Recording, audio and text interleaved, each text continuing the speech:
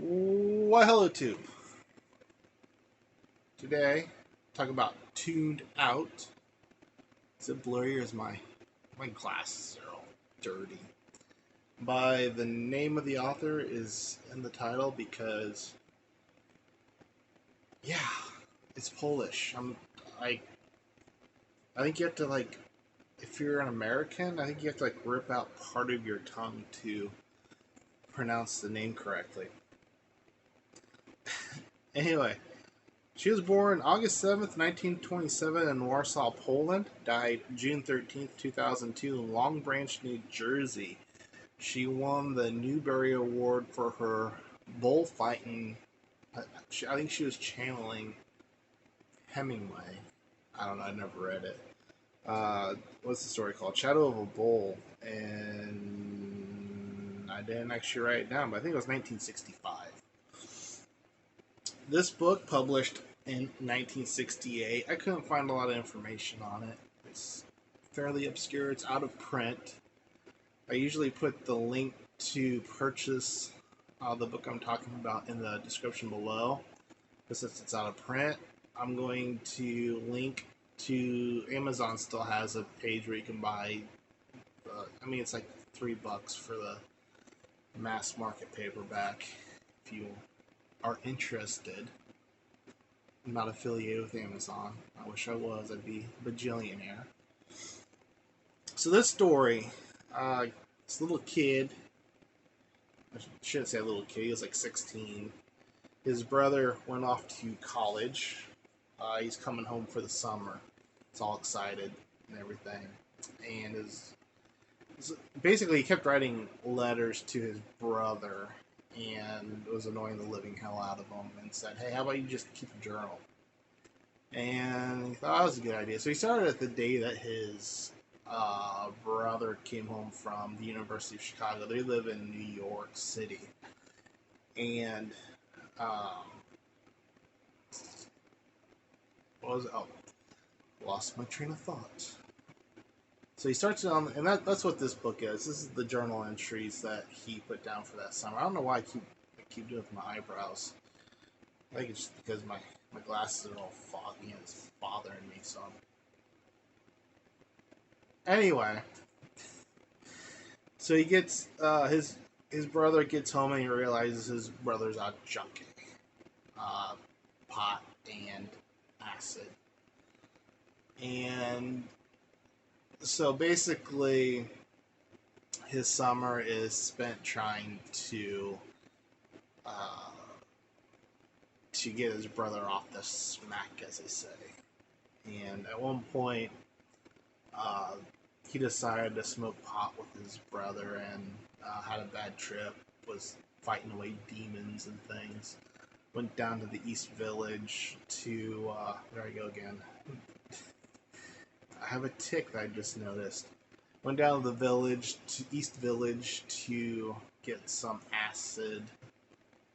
His brother takes the acid one day, completely has a terrible trip, ends up in a mental institution. And I'm just going to keep talking because I don't think anyone's actually going to read this book. Ends up in a mental institution and basically realizes that the demons that he's been trying to conquer with these drugs, that they're not helping. And that basically these demons that he has are not his fault, and he just can't be the savior of the family. And so overall, I went into this not knowing what to expect. I didn't even know this is like YA before YA was even a thing. 1968. I went into it, and the first few pages, I quickly realized it was like an anti-drug ad. So I thought, oh man, I'm gonna hate this. I actually really enjoyed it. The thing is that you can tell it's like an anti-drug ad. Well, for one, it was for kids, and you don't want to try to talk kids into taking drugs. But two, essentially, you know, he drops acid, he ends up in a mental institution, and he had to have psychiatric help to come down out of it, and that's just not how it works.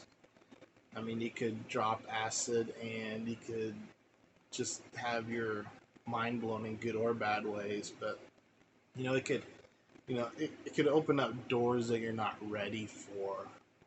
But you know, there was that the thinking back then was, you know, you drop acid and you're stuck in hell for the rest of your life because you don't ever come down, or it fries your brain, or all those sorts of things that just isn't true. Um, you know, when it comes to like, I don't do drugs. I use nicotine, which I am about to give up yet again. I know I got back on the wagon in 2020. I used it as an excuse to start snoozing again, but um, I'm actually about halfway through my last can. I didn't buy any more, so I want to go through that whole ordeal again. Don't get on nicotine. You just can't get off of it. Anyway, uh, where was I going with this? I lost my train of thought on it. Oh, I don't do drugs. Um, I live in Illinois. Pot's legal. You know, we're not as hip as Oregon or Colorado or psychedelics. Aren't psychedelics legal in Colorado? We're not that hip yet, but I just have zero interest. However, my view on it is more of a libertarian stance where, you know, grown-ups, just leave them alone, do their thing. You know, the war on drugs just doesn't work. Just like every other war the U.S. has been a part of in the last 80 years, it just became a mess, and there's just no escape route.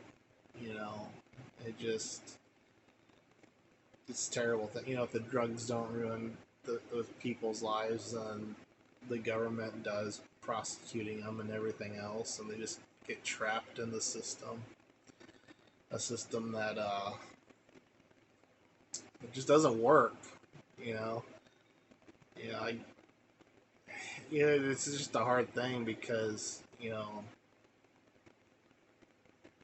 there's so much of it. You know, even prescription drugs that, you know, the FDA pushes through. A lot of those are just terrible. They'll destroy your lives just as fast as heroin or or meth. You know, it just, but you know, the FDA or whatever says, oh yeah, this could be used to fight something, you know, or can be used to make your life better. You know, look at Oxy.